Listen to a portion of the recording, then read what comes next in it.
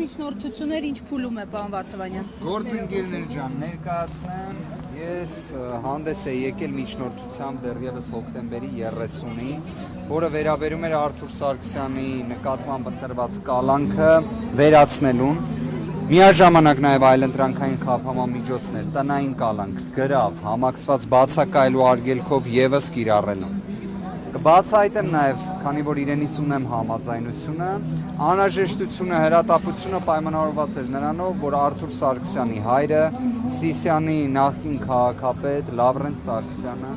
ով 85 տարեկան է, գտնվում է բժշկական կենտրոնում։ Այս ժամանակահատվածում նաև առողջական լրջագույն խնդիրներ է ունեցել, որի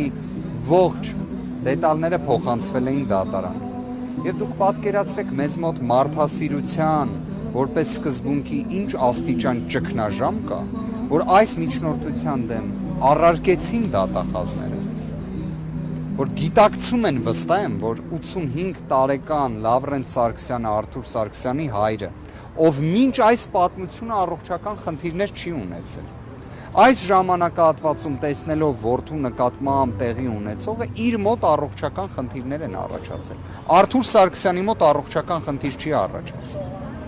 Եվ պատկերացրեք այս պայմաններում նշված միջնորդությունը մերժվում է։ Ազնվորեն եմ ասում, չեմ պատկերացնում ինչը պետք է լինի։ Օրերս Սահմանադրական դատարանը որոշման արձանագրում է, որ տնային կալանքը իր ինտենսիվությամբ նույն կալանքն է։ Պարզապես օրինակ այդ ժամանակ կարող է մարդասիրության երաշխիքը սկզբունքը պահպանվել։ Բայց այս դատարանի համար դա նշանակություն չունի, հանրային մեղադրողների համար նշանակություն չունի, սա փաստն է։ Գաղափար չունեմ։ Ինչով պարզաբանվեց, թե չպարզաբանվեց։ Բացարձակապես։ Ամենայն պատասխանատվությամբ եմ ասում, բայց մերժեց, որտեղ Արթուր Սարգսյանը դեռ կալանավորված է։ Սա է այն իրականությունը, որը ունենք, իսկապես այս աստիճան մարդասիրության արժեքը որպես սկզբունք անտեսելը, սա չեմ կարծում երբևէ եղել։ Անկեղծորեն բոլոր խնդիրներով, իրավական, դատական խնդիրներով հանդերձ, ես նման իրավիճակ չեմ պատկերացնում։ Բողոքարկելն հնարավոր է, որն է հաջորդ քայլը եւ ինչ պիտի արվի։ Բողոքարկումը կապահովենք բոլոր դեպքերում։ Իհարկե, մենք նշված միջնորդությունը ներկայացրել էինք հրատապության կարգով քննության առարկա դարձնելու որպես նոր էական փաստարկ։ Դատարանը հաստատել է, որ նշվածը նոր էական փաստարկ է։ Դատարանը նաև անտեսեց իդեպ, որ Արթուր Սարգսյանի նկատմամբ տեսակցությունների սահմանափակումը այլևս ընդհանրապես վերացված է։ Արթուր Սարգսյանին կարող է տեսակցել ցանկացած անձ։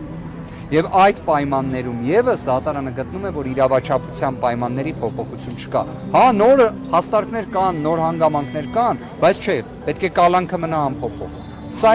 անկեղծորեն եմ ասում, սա իրավաբանություն չէ։ Եվ ամենակարևորը, սա մարդասիրության արժեքը չընդունել է։ Իսկ դատարանները դրա համար չեն, քրեական վարույթները դրա համար չեն։ Պարոն Վարդանյան, պատրաստում եք նաև Հայաստանում միջազգային ներկայացուցիչներին ներկայացնել այս խնդիրը, այս վերաբերմունքը նկատի ունենալով, որ նրանք են ժողովրդավարության այսպես պաշտպանները նաև, նրանք են հաճախ խոսում Հայաստանում ժողովրդավարության մասին եւ այլն։ Անկեղծորեն եմ ասում, ես կարծում եմ Հայաստանի Հանրապետությունում իրավունքի, քրեական արդարադատության մեջ ռեպրեսիվ գործիքակազմի այս ամենի տեսանկյունից հետընթացը այլևս ակնհայտ է բոլորի համար։ 22 թվականին հենց այս իշխանությունները նախաձեռնում են, որ տնային կալանքը, վարչական հսկողությունը լինեն խափանման միջոցներ, որը նախկինում չկար, եւ իրենք ընդհանրապես դա անտեսում են։ Իրենք դրա կարևորությունը չեն ընդգծում։ Սա իսկապես զարմանալի երևույթ է։ Քիչ հանդիպող, վստահ եմ, բայց միջազգային անհրաժեշտ բոլոր դերակատարները, կազմակերպությունները վերաբերելի առավել քան տեղեկացված են այս իրավիճակից։ Արդյոք երկակի ստանդարտներին ի վերջո ինչ որտեղ մի ավարտ կտրվի, թե ոչ, սա այլ հարց է։ Բայց այն, որ տեղյակ են, վստահ եմ։ Հիմա դրամբացության ռեժիմը Այո։